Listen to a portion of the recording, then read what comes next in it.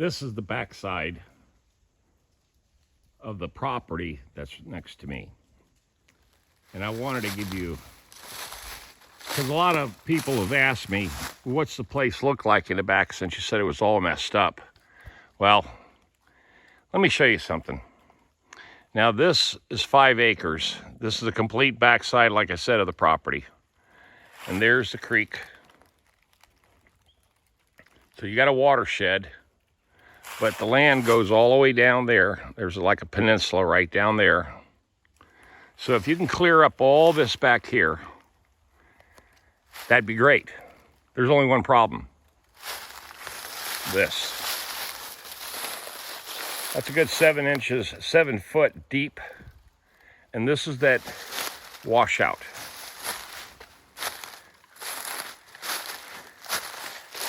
And it's huge. And it cuts right smack through the back of the property. You can see it. There's the top of the hill. There's a huge gorge.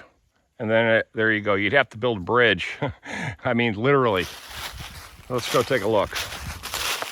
Now, it's got a lot of trees on it, but it's also got a lot of fallen trees from a big storm that hit about 12 years ago.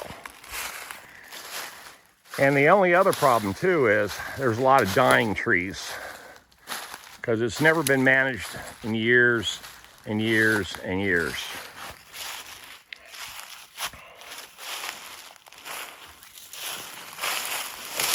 Look at this big old thing, man. But then you got that completely dead. And look what's going on. Look at that gorge down there. This is what you're contending with.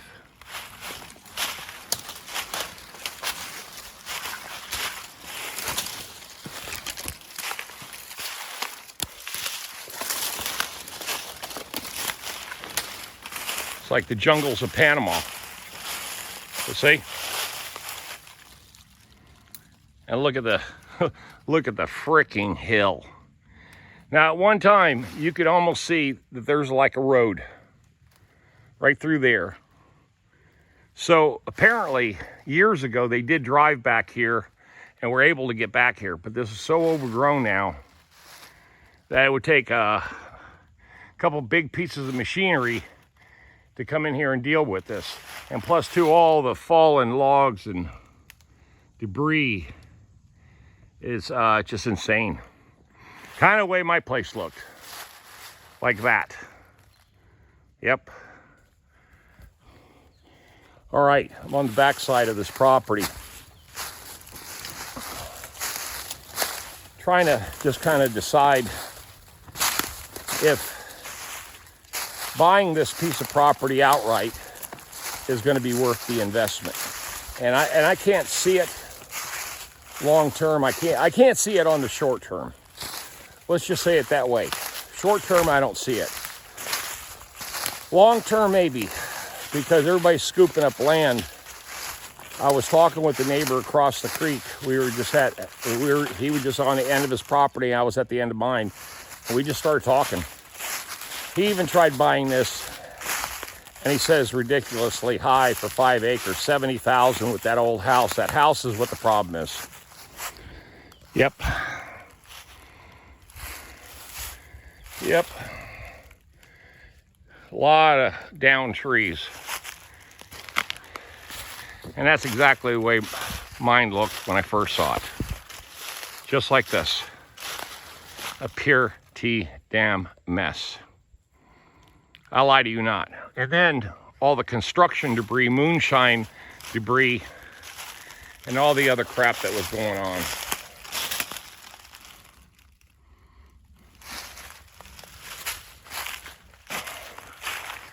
Here's another oak tree that's rotted. And it's full of holes. And the only thing holding this thing up is this one little tree that's kind of wrapped itself around it. It's kind of cradling it all the way up, but it's deader than a doornail. And you can see where the woodpeckers have already done their thing. This tree has been shot a bunch of times. Now look at this. completely ready to go. Completely rotted through. One good storm, and this one's gone.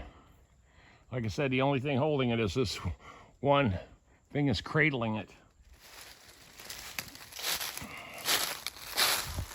Crazy. Okay, we're getting ready to come up on the survey stakes for the easement flag. You'll see it.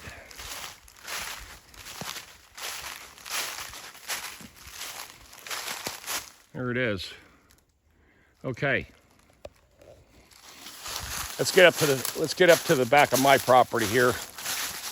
But I just thought I haven't walked back here in a couple of years.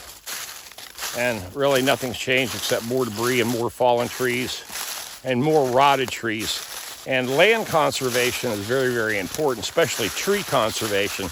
You got to get out the old diseased trees. You really do.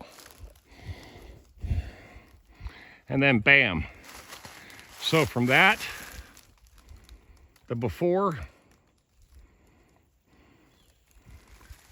and the after. 8 years.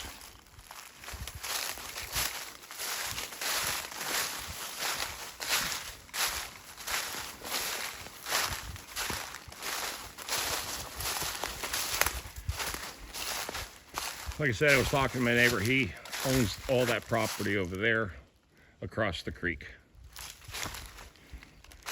But here's what I've been doing up on top of the hill, on the back of the hill, or back of the property. Now that I'm living back here,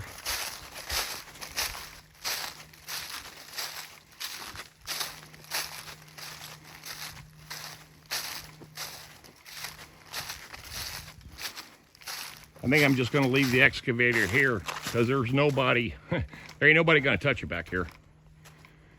Nobody's going to touch it. Man, it's so good to be able to get the truck back here. But this is what I was able to accomplish.